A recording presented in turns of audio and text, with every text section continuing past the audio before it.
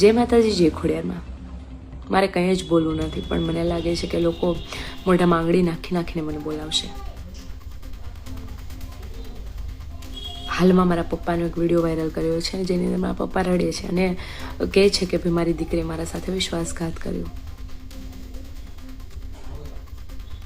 તો શું તમને લોકોને ખબર છે કે જે દિવસે હું ઘરેથી નીકળી તે દિવસે હું ઘરે કહીને નીકળી હતી કે હું જાઉં છું. મેં ઘરે મેસેજ છોડ્યો હતો કે મેં આ નિર્ણય લીધો છે મારા જીવન માટે. મેં મારી બહેનો સાથે વાત કરી હતી, મેં મારા પપ્પા સાથે વાત કરી હતી અને 2-4 દિવસ પછી અમે રૂબરૂ મળ્યા હતા આ વાતનો નિર્ણય લાવવા માટે, મારું ફેમિલી અને અહીંયાથી ફેમિલી. અને નિર્ણય આવ્યો હતો.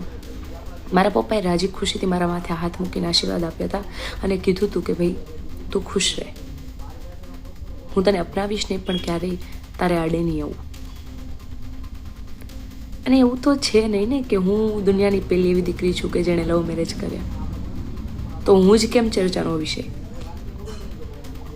કેટલી પટેલ સમાજની એવી દીકરીઓ છે કે જે ભાગીને બીજી જ્ઞાતિમાં જાય છે, કેટલા એવા દીકરાઓ છે પટેલ સમાજના કે જે બીજી જ્ઞાતિની દીકરીઓ લઈ આવે છે, ત્યારે તો કોઈને કેમ ચર્ચા નથી થતી? ત્યારે કેમ કોઈને વાંધો નથી?